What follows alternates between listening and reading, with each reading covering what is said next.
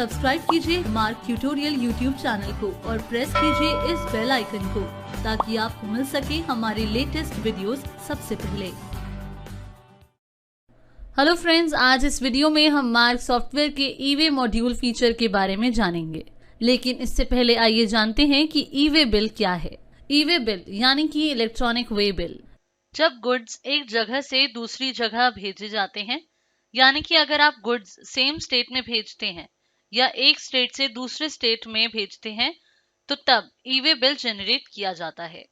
और ध्यान देंगे कि अगर गुड्स की वैल्यू 50,000 से ज्यादा है तो ही ई-वे बिल जनरेट करना मैंडेटरी है। अगर 50,000 से कम की गुड्स हैं तो ये मैंडेटरी नहीं है, फिर ये ऑप्शनल है। इसके बाद देखते हैं कि मार्क सॉफ्टवेयर के ई-वे मॉड्यूल का बेनिफिट क्या है। अब जैसे अभी तक आप अपने ई-वे बिल्स को एक्सेल शीट का ऑफलाइन टूल यूज करके या जेसन के थ्रू गवर्नमेंट पोर्टल पर अपलोड करते थे, मगर अब आप जीएसपी पर रजिस्टर करके मार्क सॉफ्टवेयर से आसानी से ई-वे बिल जनरेट कर सकते हैं और ई-वे बिल से रिलेटेड हर प्रोसेस को पोर्टल पर अपलोड कर सकते हैं। तो आइए अब ई-वे मॉड्यूल का प्रोसेस देखते हैं।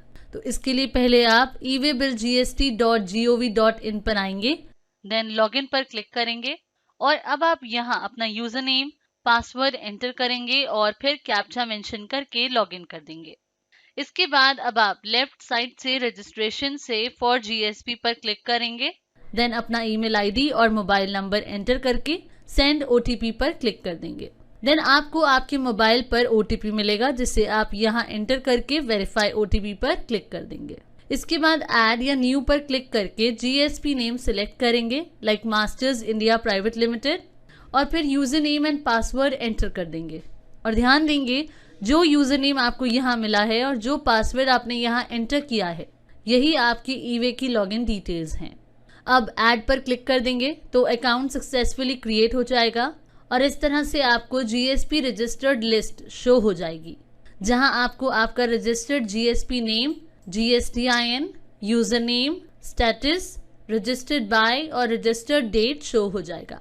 और इस तरह से ई-वे की लॉगिन डिटेल्स मिलने के बाद अब आप सॉफ्टवेयर पर आएंगे, देन ई-वे मेन्यू से लॉगिन डिटेल्स पर क्लिक करके एडिट करेंगे और जीएसपी रजिस्ट्रेशन के टाइम जो यूजर नेम आपको मिला है और जो पासवर्ड आपने प्रोवाइड किया है वो लॉगिन डिटेल्स यहाँ मेंशन करेंगे। और ये ध्यान देंगे कि ये ई-वे बिल के क्रेडेंशियल्स हैं और ये ई-वे बिल की क्रेडेंशियल्स जरूरी नहीं है कि वही हो जो आपके एक्चुअल एनआईसी के पोर्टल के हैं, ये डिफरेंट भी हो सकते हैं। तो अब ये लॉगिन डिटेल्स फिल करके सेव कर देंगे और सेव करते ही ये लॉगिन डिटेल्स सॉफ्टवेयर को मिल जाएंगी। इसके बाद अब जैसे कि सपोज आपको ई-वे बिल जनरेट करना है तो आप ई-वे से जनरेट इंडिविजुअल पर क्लिक करेंगे और ये बेसिकली कस्टमर्स के लिए है। मींस अगर कस्टमर ई-वे बिल जनरेट करके ट्रांसपोर्टर को देता है तो जनरेट इंडिविजुअल सिलेक्ट करेंगे, फिर वो इनवॉइस सिलेक्ट करेंगे जिस ई-वे बिल की डिटेल्स देखना चाहते हैं। तो जैसे सेल्स सिलेक्ट करते हैं, देन डेट एंटर करेंगे कि कब से कब तक के ई-वे बिल्स जनरेट करना चाहते हैं। फिर यहाँ नीचे आपको ऑप्शन मिलता है bill with invoice amount greater than 50,000। अब जैसे कि ई-वे बिल 50,000 की कंसाइनमेंट या उससे ऊपर का बनता है, तो अगर आपके बिल्स 50,000 से ऊपर के हैं तो यहाँ टिक कर देंगे, और अगर बिल्स 50,000 से ऊपर के नहीं हैं तो फिर हम इसे टिक नहीं करेंगे। फिर हम शो पर क्लिक कर देंगे। शो पर क्लिक करते ही सेल के इनवॉइसेस ओपन हो जाएंगे और जिनका ई-वे बिल बन चुका है वो यहाँ वैलिडिटी के साथ शो हो जाएंगे। इसी के साथ इनवॉइस से रिलेटेड HSN डिटेल्स आप यहाँ नीचे देख सकते हैं। इसके अलावा अगर आप चाहें तो आप यहाँ GSTIN, पार्टी नेम और ई-वे नंबर के बेसिस पर भी इनवॉइस सर्च कर सकते हैं।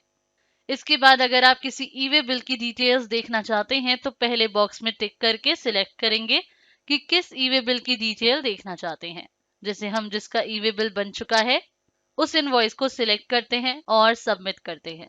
सबमिट करते ही उस बिल की डिटेल्स यहाँ ऑटोफिल होके आ जाएंगी। अब जैसे यहाँ कंसाइनर डिटेल्स आ जाएंगी, जैसे कि sub type, document type, invoice number and bill date. फिर यहाँ कंसाइनर का एड्रेस आ जाएगा, उसका GSTIN आ जाएगा, फिर कौन से स्टेट से ई-वे बिल जनरेट हुआ है, कौन से प्लेस से हुआ है, डिस्पैच स्टेट कौन सा है और पिन कोड आ जाएगा। देन यहाँ कंसाइनी डिटेल्स आ जाएंगी। फिर आप यहाँ ट्रांसपोर्टर डिटेल्स देख सकते हैं, लाइक ट्रांसपोर्टर नेम, उसका GSTIN, transport mode means goods किस मोड से ट्रांसपोर्ट हुए हैं, डिस्टेंस कितना है, ट्रांसपोर्टर को जो डॉक्यूमेंट नंबर दिया है वो नंबर यहाँ शो हो रहा है, उसकी डेट आप देख सकते हैं। फिर जिस व्हीकल से जा रहा है उसका व्हीकल नंबर भी आपको यहाँ शो हो जाएगा। इसके बाद आप यहाँ नीचे ई वे बिल डिटेल्स देख सकते हैं, जैसे invoice number, date, taxable amount etcetera, और साथ ही इस इनवॉइस की HSN डिटेल्स भी आप देख सकते हैं। आप यहाँ इसे व्यू कर सकते हैं। जैसे अगर आप व्यू पर क्लिक करते हैं तो आपको यहाँ 3 ऑप्शंस मिलते हैं कि आप इन तीनों ऑप्शंस में से किसकी डिटेल व्यू करना चाहते हैं। तो जो भी डिटेल आप व्यू करना चाहते हैं उस ऑप्शन का नंबर आप यहाँ एंटर ऑप्शन में मेंशन कर देंगे। तो अब आप यहाँ अपने ई वे बिल को व्यू कर सकते हैं, और ये ध्यान देंगे कि ये सिर्फ व्यू पर्पस से है। और इसके अलावा अगर आप चाहें तो आप ई वे बिल डिटेल्स प्रिंट भी कर सकते हैं। तो इस तरह जिनका ई वे बिल बन चुका है उनकी डिटेल्स आप यहाँ देख सकते हैं। बट सपोज अगर किसी इनवॉइस का ई वे बिल नहीं बना है, जैसे आप यहाँ देख सकते हैं इसका ई वे बिल नहीं बना है, तो आप इस इनवॉइस को सिलेक्ट करके सबमिट करेंगे।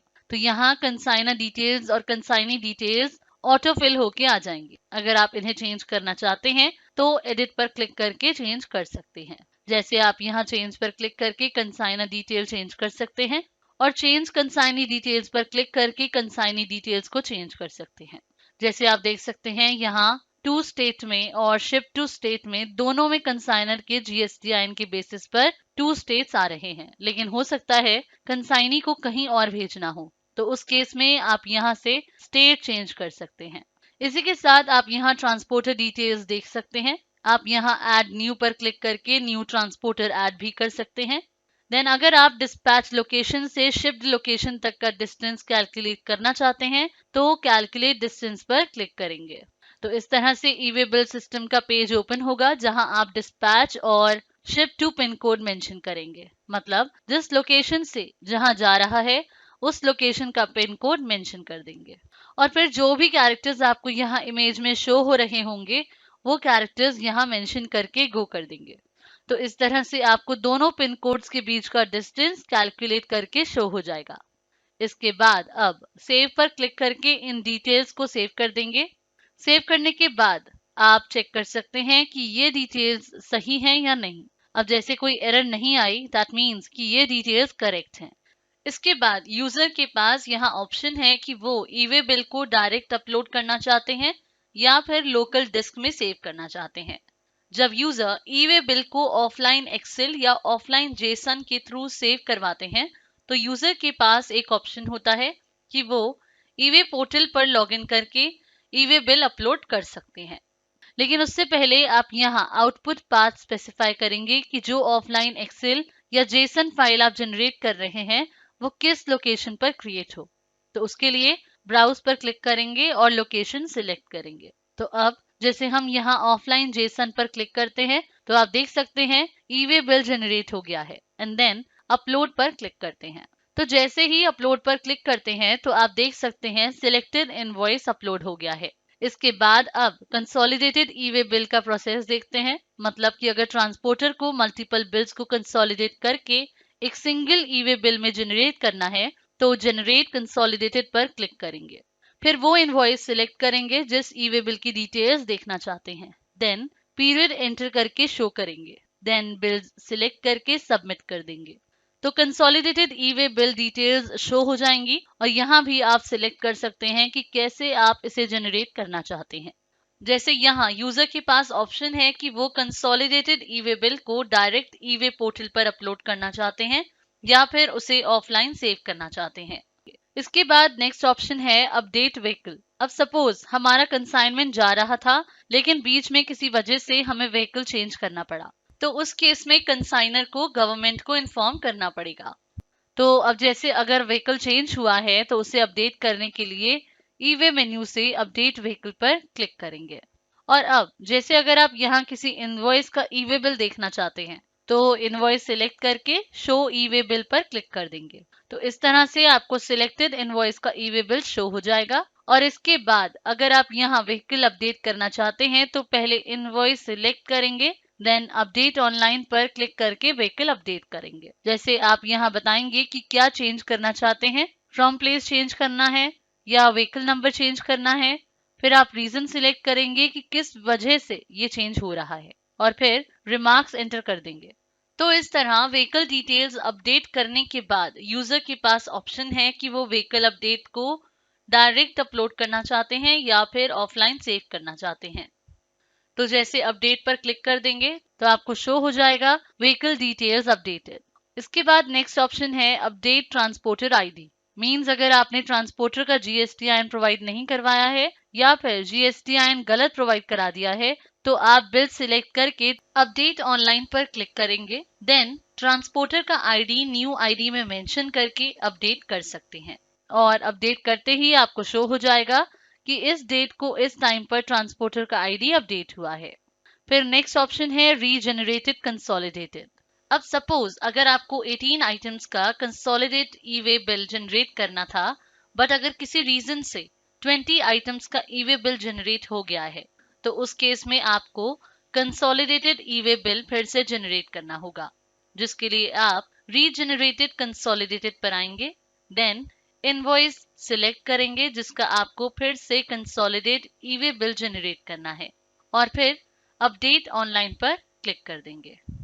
देन नेक्स्ट ऑप्शन है गेट ई वे बिल डिटेल्स। मतलब कि अब सपोज हमारा ई वे बिल जनरेट हो गया और गवर्नमेंट पोर्टल पर चला गया, तो अब हम देखना चाहते हैं कि गवर्नमेंट के पोर्टल पर हमारे ई वे बिल की क्या इंफॉर्मेशन है।